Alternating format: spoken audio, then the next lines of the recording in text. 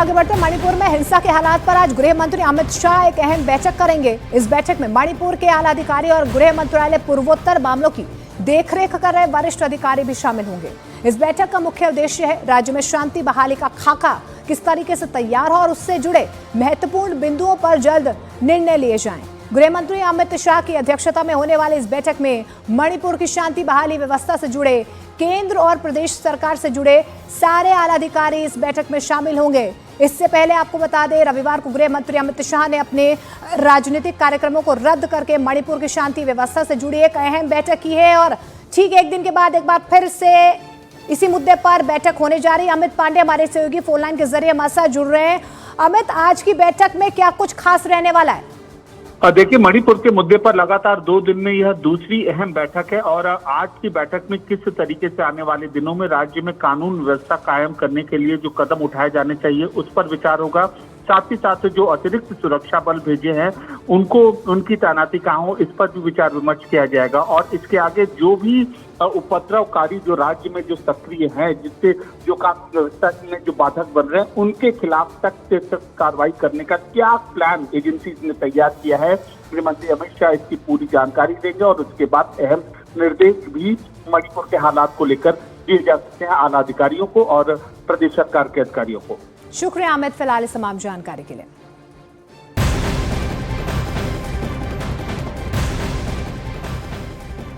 और इस बीच कांग्रेस संगमा की अगुवाई वाली नेशनल पीपुल्स पार्टी यानी कि एनपीपी ने रविवार को हिंसा प्रभावित मणिपुर में बीजेपी के नेतृत्व वाली सरकार से समर्थन वापस ले लिया है। पार्टी ने जेपी नड्डा को भेजे गए आधिकारिक पत्र में यह दावा किया है कि एन बीरेन सिंह सरकार राज्य में संकट को हल करने और सामान्य स्थिति बहाल करने में पूरी तरह से विफल रही है। मणिपुर विधानसभा में कुल 60 सीटें हैं, इनमें एनपीपी के 7 विधायक हैं। हालांकि एनपीपी के इस कदम से राज्य में सत्ता के अंक गणित में कुछ फर्क नहीं पड़ेगा, लेकिन बीजेपी के बड़े सहयोगी दल के इस कदम से इस बात की ओर कहीं ना कहीं इशारा हो रहा है कि राज्य में शांति बहाली की प्रक्रिया में जो कदम अभी तक उठाए जा रहे हैं उससे फिलहाल बीजेपी के घटक दल संतुष्ट नजर नहीं आ रहे।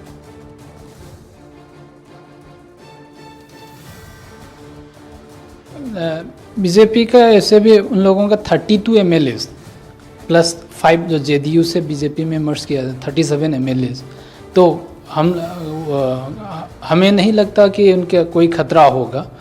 मगर हम ऐसे नेशनल पॉलिटिकल पार्टी एनपीपी को जो निर्णय लेना थे इस वक्त जिस सिचुएशन में, इसलिए लिया गया। मगर उनके पास समर्थन है उन लोगों का विधायक का या नहीं, वो उनका बीजेपी के अंदर की बात है। तो भारतीय जनता पार्टी के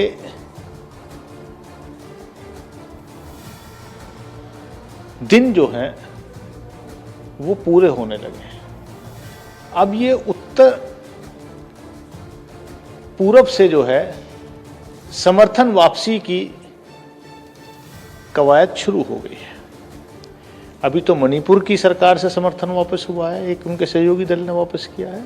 किसी भी दिन आपको सुनने को मिलेगा कि नीतीश जी ने या चंद्रबाबू नायडू साहब ने, जदयू ने या टीडीपी ने भाजपा से समर्थन वापस ले लिया है और मोदी सरकार।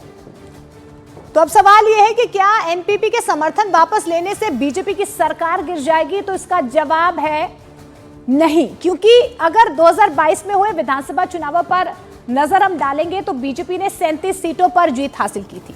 तो उधर नगा पीपल्स फ्रंट के पास 5 सीटें हैं। एनपीपी की बात कर लेते हैं तो उनके पास 7 सीटें हैं। जनता दल यूनाइटेड के पास 1 सीट है और 3 निर्दलीय। कांग्रेस के पास 5 सीटें हैं, जबकि कुकी पीपल्स अलायंस के पास 2 सीटें हैं। तो ऐसे में जिस तरीके से बीजेपी के पास 37 है तो मौजूदा सरकार पर कोई संकट यहां पर गहराता हुआ नजर नहीं आ रहा है।